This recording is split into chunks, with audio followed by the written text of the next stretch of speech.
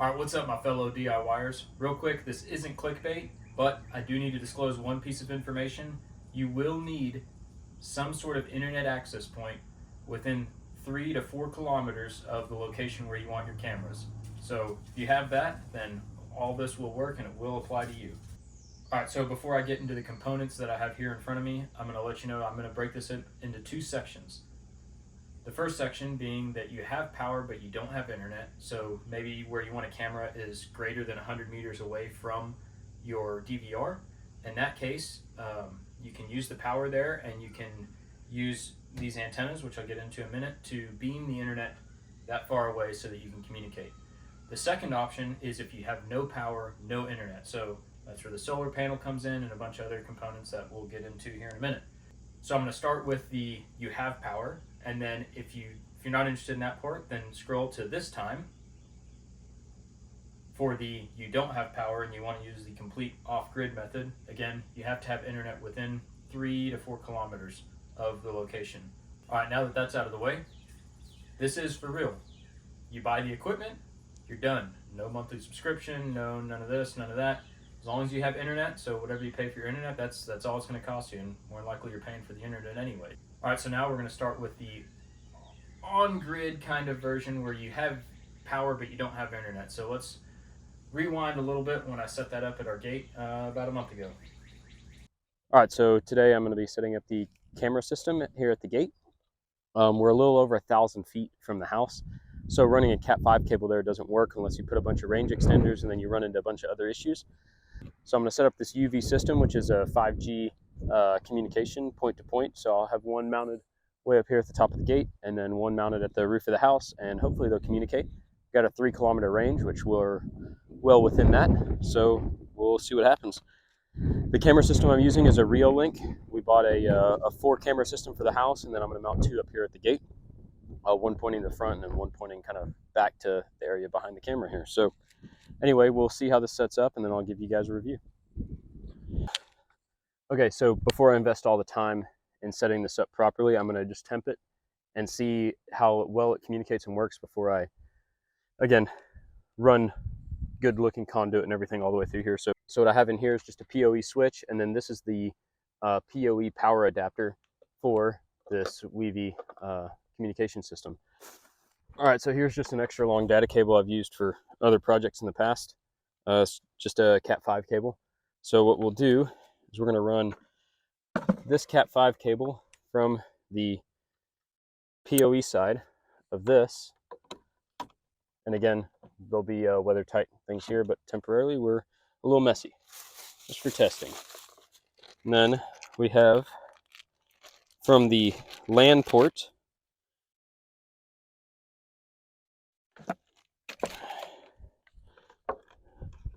of the Weavy adapter, we're going to go into any port of the PoE switch, and then from the PoE switch we're going to tie our cameras. And then the only reason we're using this PoE switch here is because I'm using more than one camera.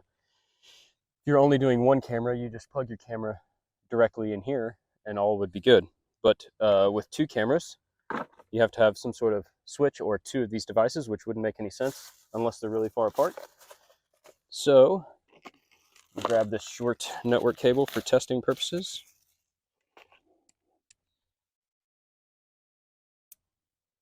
And these have weather tight pieces as well. Set this up. What I'm going to do is set both cameras up here temporarily.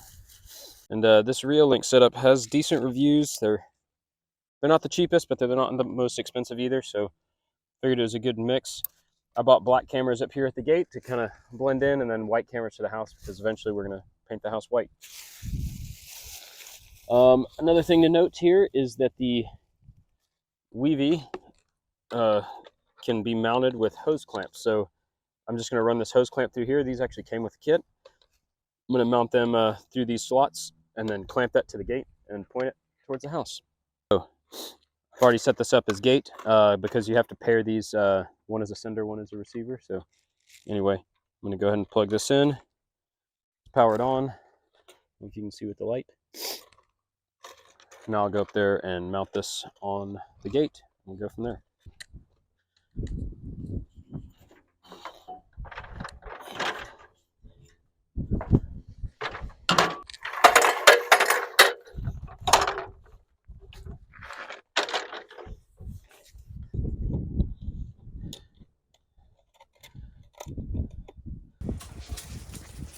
All right, so I'm on the front porch here, about 1,000 feet from the gate, and I was going to mount this up there at the eave, which is the, excuse this, again, like I said, I'm going to do siding because it's a little rough, but I was going to mount it right there at the eave and point it straight out that way, which is where the gate is, but I just set it right here, pointed that way, and it looks like we've got 3 of 4 bars. We're about to see if we have signal. All the lights tell me everything's good, so there's your 3 bars. Inside I was getting all 4, but you know, we're pretty far away, so let's see what happens. I just got a patch cable I just made out of this. So I just crimped my own ends on it. There's a little schematic in here, it's pretty straightforward. These crimpers, and this is cheap, this is good to have if you're gonna do anything like this. All right, live feed from the gate. All right, so sorry about the goofy angle. I just want to make sure you can see everything in one shot so I can explain how the system's going to be working, and then I'm going to get to work. So I have a low voltage box here with 120 volts going to it, but all low voltage going out. So I have my TP-Link PoE switch, so I can gang the 2 cameras together into one signal that can go out the UV 5G antenna. I have the power supply for the UV 5G antenna, and that's really about it. So in this box, all 3 Cat5 cables are going in. So I have the 2 Cat5 cables for the cameras going in, and then the UV antenna going out. So basically, those two cameras get their power from the TP-Link switch. They send video feed back to the TP-Link switch. The TP-Link switch redirects all that to the UV antenna, and the UV antenna shoots it a little over 1,400 feet to the house. So I temporarily set all this up. You can see I have just these cables out in the daylight open, just to make sure it all worked before I invested the time to putting all this into conduit. So I bought some nice metal conduit that I can then paint to match the fence, just to kind of conceal it a little bit and protect the wires from somebody coming and snipping them or just getting banged up, whatever. So anyway, I'm going to get to work getting this conduit bent and set up. Just to note, it has been very, very crisp with 2 cameras. I haven't tried any more. I could just come down here and plug, I think I can plug 2 more in to the switch. Might be worth trying before I terminate all the cameras. I'll actually do that for you guys. I'll put 2 cameras down here just temporarily plugged into the switch so we can see how the feed and if there's any lag or anything like that, trying to send that much data through this antenna. But with 2 so far, everything's really great. You can't even tell that it's wireless. So anyway, let's get to it.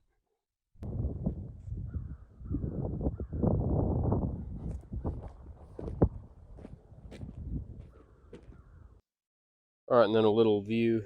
So a little view of the tech box, if you want to call it that. So I've got 120 volt plug just coming from source. We've got a auxiliary outlet here for Christmas lights and charging batteries and whatever. So anyway, inside this box, I've got a 120 volt plug. Probably not to code, it works though.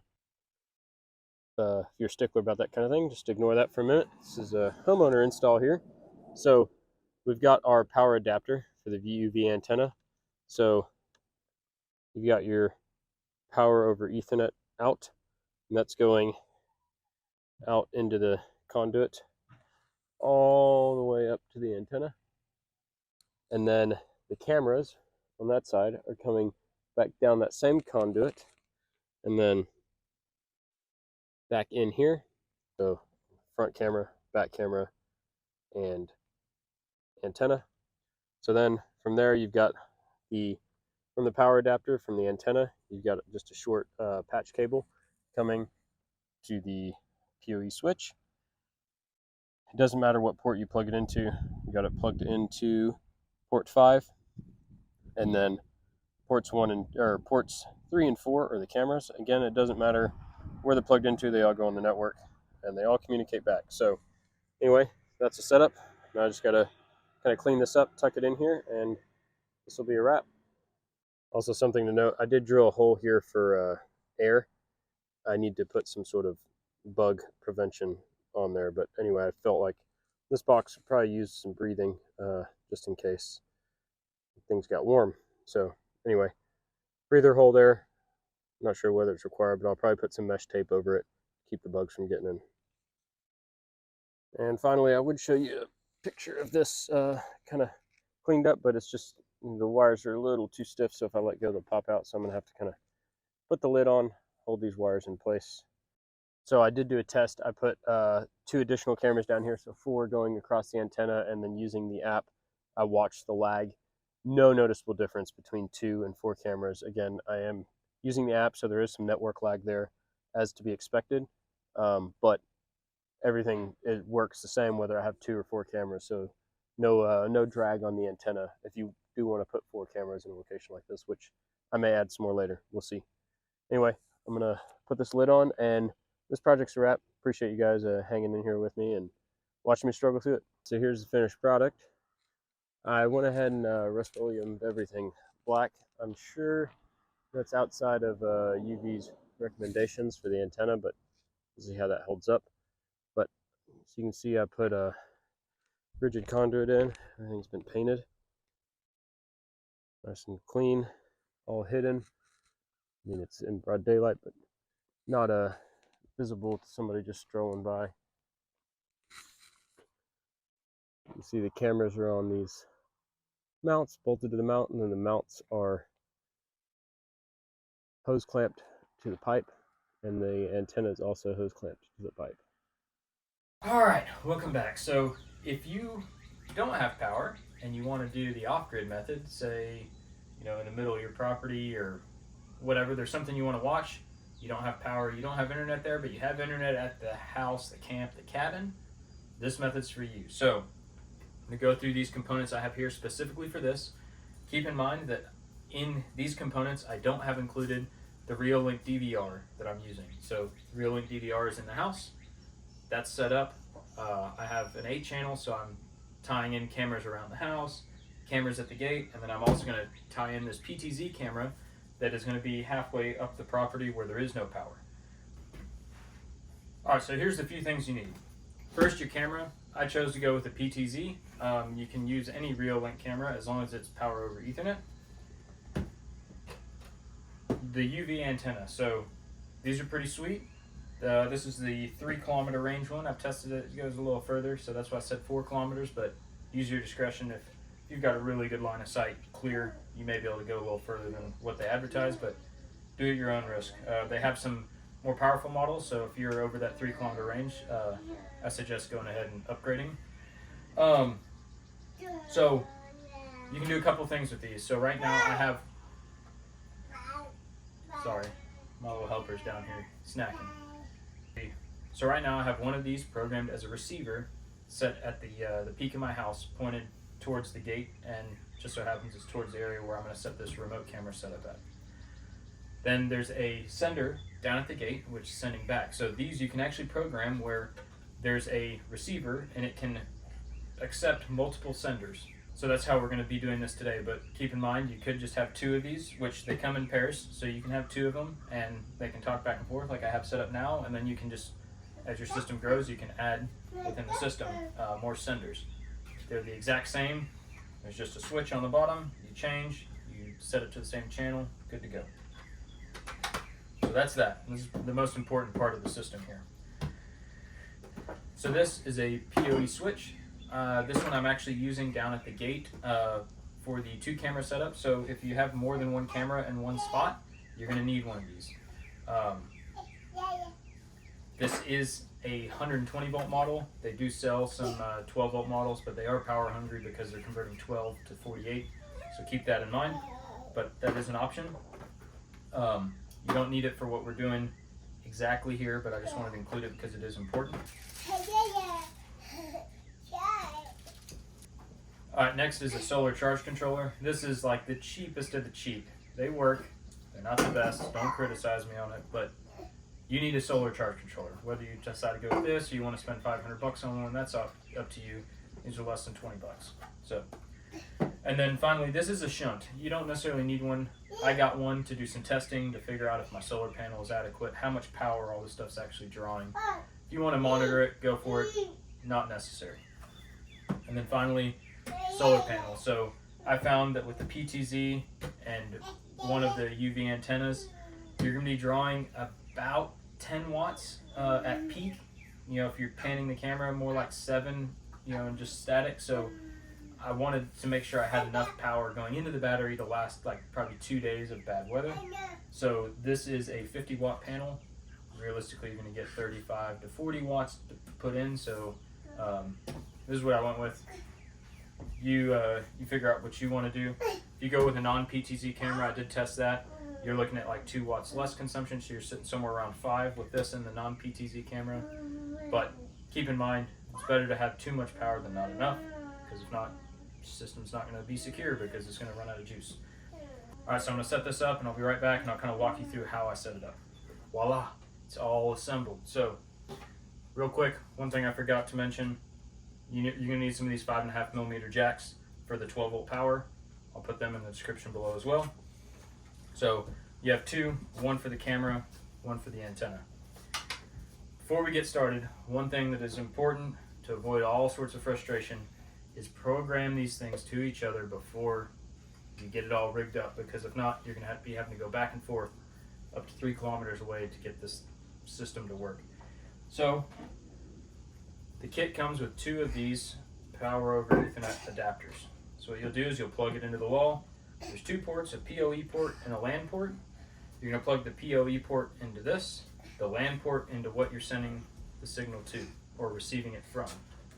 Either way, depending on which end you're on. So you don't need this thing, but you will use it inside next to your DVR. So what I did with this, I plugged it into the wall. I ran from the PoE side this cable. So what we're going to do now is we're going to plug, actually this is the sender. I'm going to grab the receiver over here on the side. And again, it's the exact same thing. The dip switch is just put in a different position. So A is receive, B is send. So this switch is in the A position. So you're going to plug what comes from the PoE adapter PoE port into the LAN 1. And they're kind of hard to see, so you make sure your light's good. You got good lighting in there so you can see it's LAN 1. You plug it in and right away it's going to light up. So we'll let this thing boot up. It takes 2 or 3 minutes.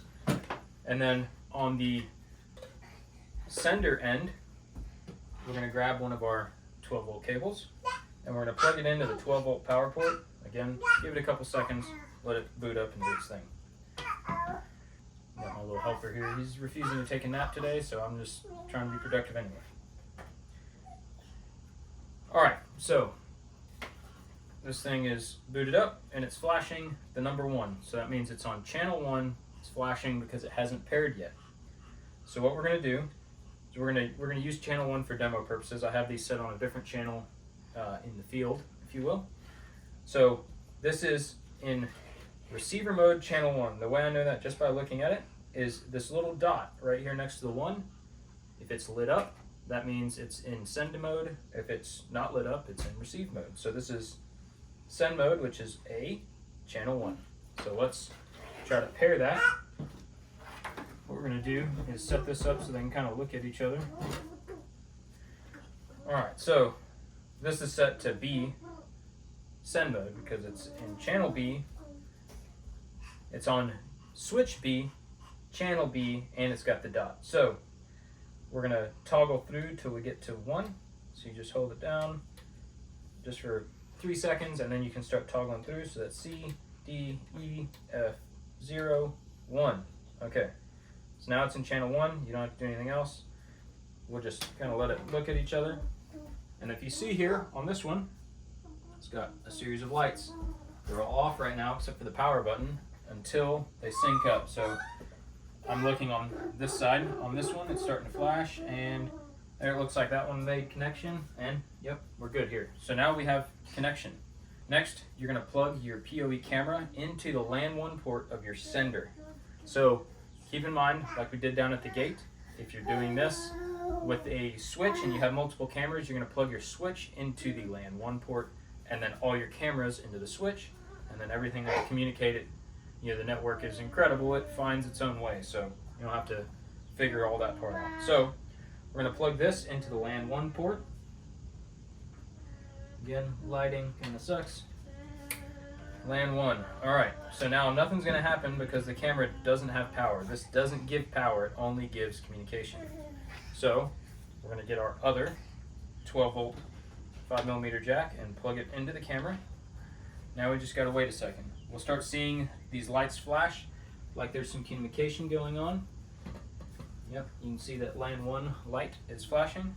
So now what we'll do is we'll step inside and see if it's come up on the screen. So this is that camera. We've got the other ones, you know, these are at the gate. These are just around the house. All good. So I'm going to show you, I'm going to delete this camera off the system and just show you how to find it if you're using Reolink. So have the mouse here connected to the DVR. Alright, so if you're using Reolink, you just hit add camera, you refresh, and there it is. That's what I called it before. It'll just show up as camera 1 if it's if you hadn't programmed it. You hit next, it's logging in. There you go, now it's live. So that's how you set it up.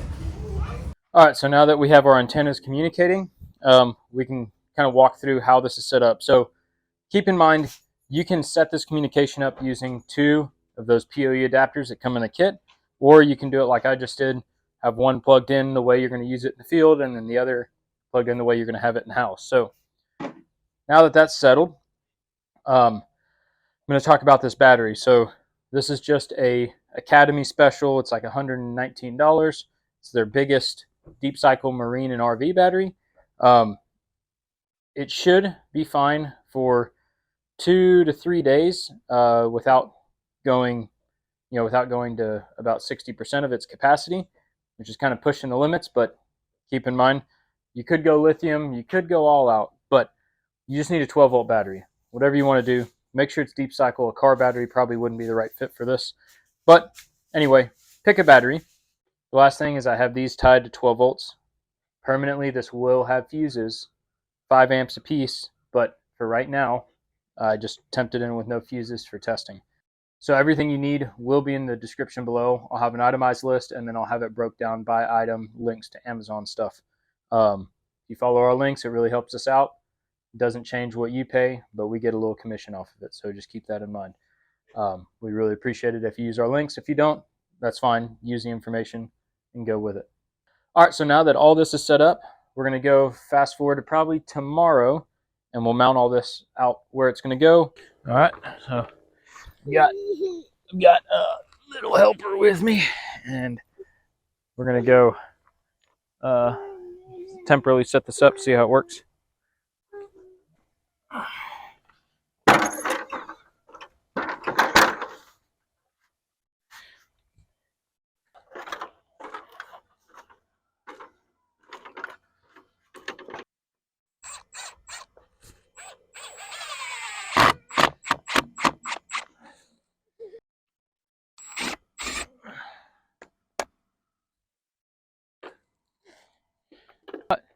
Did you poop? Did you go poo-poo? Oh, man. We'll be back. All right, so it's okay, Bubba.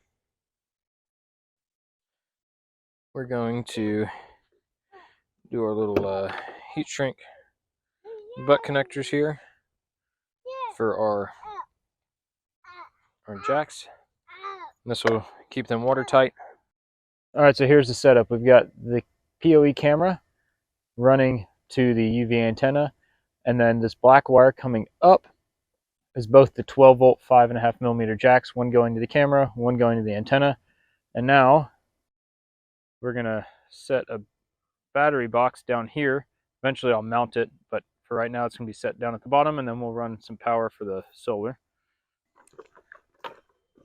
And we're just plugging this into the output side of the controller here. Should have power up there at the camera and the antenna. We'll see now.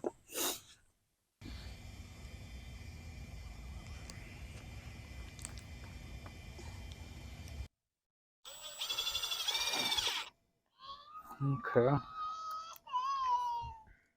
Can strip these back. So our labeled wire is positive again. We're gonna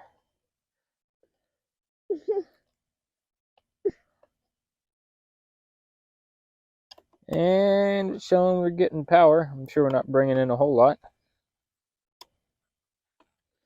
but we're bringing something in. All right, and that's the setup. So we've got solar panel coming in, output going out, battery to the middle. We got our fuse here. I told y'all I'd put a fuse in. So there's really not a whole lot of wiring that needed to be done here. As far as like any sort of panel, like I had all that stuff set up on the board originally, this is really all you need in the field. All that stuff was just for testing purposes, so I could have the shunt wired up. I may come down here and put the shunt in on a nice day and see kind of what the panel's doing. That's really about it. You can actually program this to shut off at a certain voltage, and I'll probably do that just so I don't kill this battery. But anyway, that's a wrap. All right, so I'm going to show you a couple things on this controller real quick. Pretty simple. It's getting solar power in right now. If it wasn't, this wouldn't be here. It's outputting right now because it's pointed towards the light bulb. If it wasn't outputting, this would be off. So if you want to change some stuff, so there's a couple settings here. You have, it charges up to 13.7 volts and then it stops charging. It outputs 12.7 volts. It thinks the battery is dead at 11.4, so it will stop outputting at that voltage. Let's say we wanted to change that 11.4. We'll toggle to it, hold it down, it'll flash, and then these are your positive, negative. So we can go down to 11.3, back up to 11.4, up to 11.5. So we're going to leave it at 11.4. This just says it's on for 24 hours. You can actually control this where it's on and off at certain times. Anyway, now we're back to the home screen. So this will charge until it hits a 13.7 and it'll throttle back and just maintain. So anyway, pretty simple setup. We've got our power in to the battery, ground in from the battery. We've got our solar power, positive, negative, and our output, which they have as a light bulb, positive, negative. Anyway, I'm going to put the cover on this. We'll clean these wires up and staple them to the pole. But that's a wrap.